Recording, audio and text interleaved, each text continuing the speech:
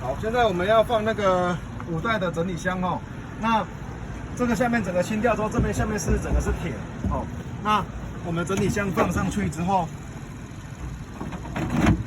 好，密合度的部分应该都没有问题，可以看一下。